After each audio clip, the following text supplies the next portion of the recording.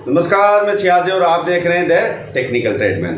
तो आज आपके लिए लेकर के आया हूँ एक बेहद ही खास जानकारी कारपेंटर से, मिस्त्री से जुड़ी हुई। और आज जैसा कि आपने थंबनेल में और टाइटल में देखा कि मिस्त्री का काम कैसे सीखे, तो उससे जुड़ी हुई मैं 5 आपको महत्वपूर्ण जो इम्पोर्टेंट जो जानकारी है वो मैं आपको बताने वाला हूँ। जो भी नया काम सीखना चाहते हैं, इस पर कई बार कमेंट पे आए हैं, तो वो वाली भी आज मैं सारी चीज़ें क्लियर करने वाला हूँ।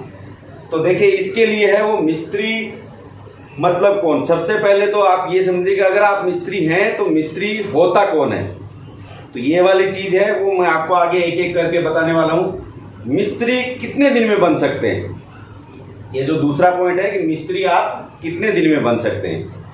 तीसरा जो इसमें सवाल है कि कब मिस्त्री कहलाने के लायक बन जाएंगे, यानी मिस्त्री कहलाने के लायक आप कब हो जाएंगे कि भैया मिस्त्री कहलाने के लायक हो गए। फिर मिस्त्री बनना चाहिए कि नहीं बनना चाहिए, ये भी है कि आज के टाइम में है वो मिस्त्री बनना चाहिए कि नहीं बनना चाहिए, वो भी ठीक है कि नहीं।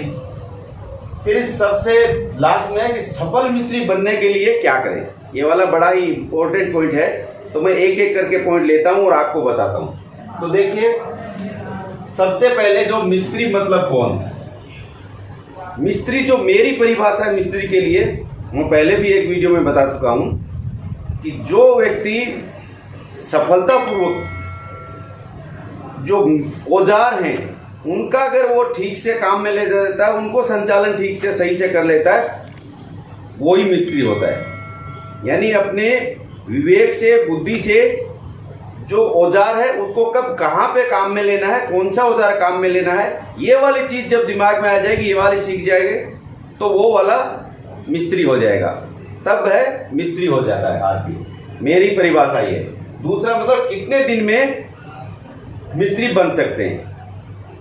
तो देखिए, इसके लिए है वो हर एक आदमी के माइंड पे डिपेंड करता है, आप कितने अच्छे से है वो इस काम को कोशिश करके अपनी बुद्धि से कितना कोशिश करते हैं सीखने के लिए। टाइम लिमिट तो कोई हो नहीं सकती, क्योंकि मिस्त्री है वो बनने में आदमी अगर ये कहे कि 100% कोई मिस्त्री है तो 100% तो कोई होता ही नहीं है दुनिया में, फिर तो वो भगवान ही है 100%। तो उसके अलावा 100% नहीं हो सकता, लेकिन मैक्सिमम जितना हो सकता है अच्छे से अच्छा वो अगर आप काम करते हैं तो आपको 3 साल कम से कम लगेंगे एक मिस्त्री बनने में। यानी 3 साल है वो कम से कम आपको देने पड़ेंगे। उसके लिए आगे मैं आपको बताता हूँ पॉइंट बाय पॉइंट क्या करना चाहिए और कब मिस्त्री कहलाने के लायक हो जाएंगे। तो मिस्त्री कहलाने के लायक जब आप तब हो जाएंगे कि आप जो फर्नीचर का काम अगर करना चाहते हैं, यानी कारपेंटर का काम करना चाहते हैं, उससे जुड़े हुए मिस्त्री आप बनना चाहते हैं, तो उसके लिए आपको सिर्फ ऐसा नहीं कि कोई एक बेड बना लिया, कि एक कबोर्ड बना लिया, इसका पूरा सीख लिया तो हम मिस्त्री बन गए, नहीं। आपको हर तरह का काम आना चाहिए, चाहे वो फर्नीचर का, प्लाई का, सनमाई का, वीनियर का, लकड़ी का, जो भी हर तरह का काम है वो अगर आप सीख जाते हैं, वो वाला अगर आप अच्छे से कर लेते हैं हर काम, तो आप मिस्त्री कहलाने के लायक हो जाएंगे। उसके बाद में देखिए, मिस्त्री बनना चाहिए या नहीं, बड़ा इंपॉर्टेंट पॉइंट है कि आज के वक्त में वो मिस्त्री बनना चाहिए या नहीं।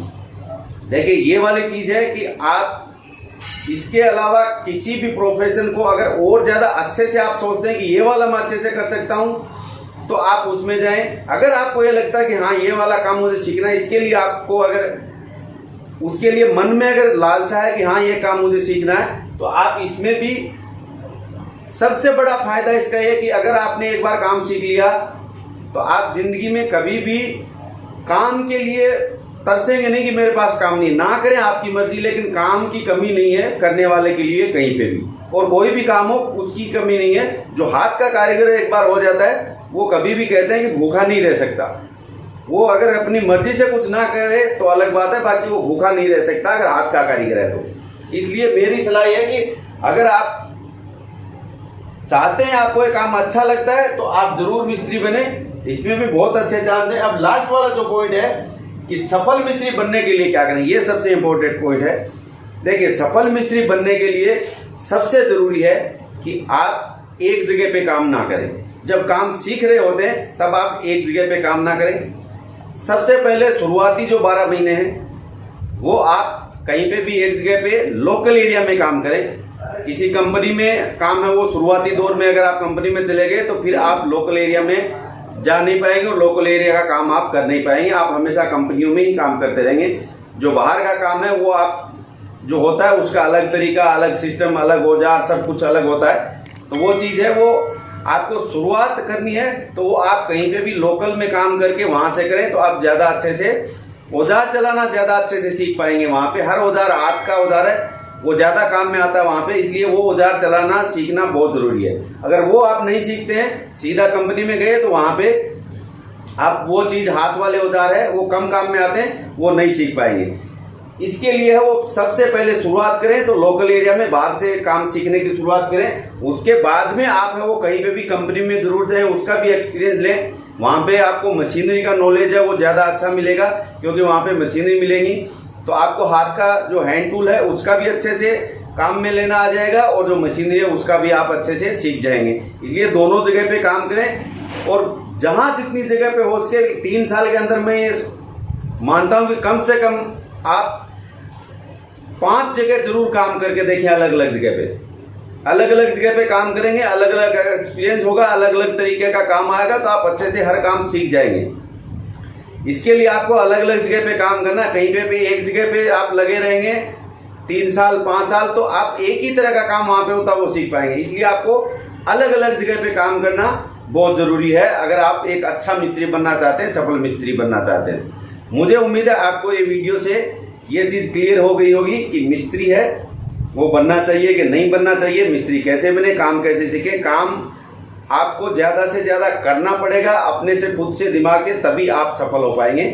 इसी के साथ आज का वीडियो समाप्त करते हैं। आगे फिर मिलेंगे नई जानकारी के साथ नए वीडियो में। तब तक के लिए दीजिए इजाजत। धन्यवाद। जय हिंद।